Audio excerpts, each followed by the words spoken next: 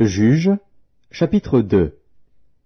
Un envoyé de l'Éternel monta de Gilgal à Bokim, et dit, « Je vous ai fait monter hors d'Égypte, et je vous ai amené dans le pays que j'ai juré à vos pères de vous donner. J'ai dit, jamais je ne romprai mon alliance avec vous. Et vous, vous ne traiterez point alliance avec les habitants de ce pays, vous renverserez leurs autels. Mais vous n'avez point obéi à ma voix. Pourquoi avez-vous fait cela? J'ai dit alors, je ne les chasserai point devant vous, mais ils seront à vos côtés, et leurs dieux vous seront un piège.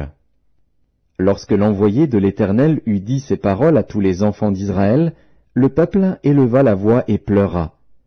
Ils donnèrent à ce lieu le nom de Bokim, et ils y offrirent des sacrifices à l'Éternel.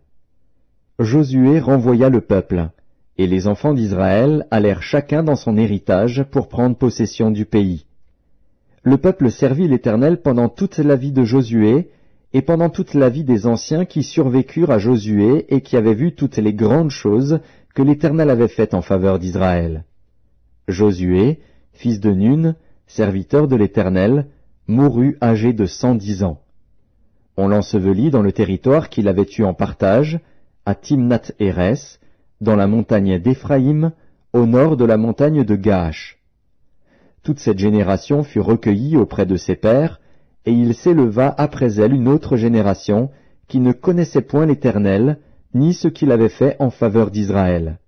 Les enfants d'Israël firent alors ce qui déplaît à l'Éternel, et ils servirent les Baals. Ils abandonnèrent l'Éternel, le Dieu de leur père, qui les avait fait sortir du pays d'Égypte, et ils allèrent après d'autres dieux d'entre les dieux des peuples qui les entouraient. Ils se prosternèrent devant eux, et ils irritèrent l'Éternel. Ils abandonnèrent l'Éternel, et ils servirent Baal et les Astartés. La colère de l'Éternel s'enflamma contre Israël. Il les livra entre les mains de pillards qui les pillèrent, il les vendit entre les mains de leurs ennemis d'alentour, et ils ne purent plus résister à leurs ennemis. Partout où ils allaient, la main de l'Éternel était contre eux pour leur faire du mal, comme l'Éternel l'avait dit, comme l'Éternel le leur avait juré. Ils furent ainsi dans une grande détresse. L'Éternel suscita des juges, afin qu'ils les délivrassent de la main de ceux qui les pillaient.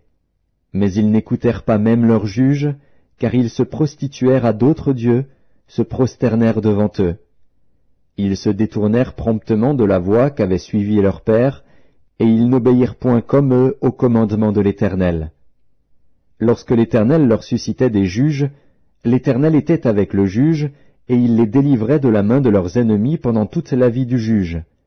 Car l'Éternel avait pitié de leurs gémissements contre ceux qui les opprimaient et les tourmentaient. Mais, à la mort du juge, ils se corrompaient de nouveau plus que leur père, en allant après d'autres dieux pour les servir et se prosterner devant eux, et ils persévéraient dans la même conduite et le même endurcissement.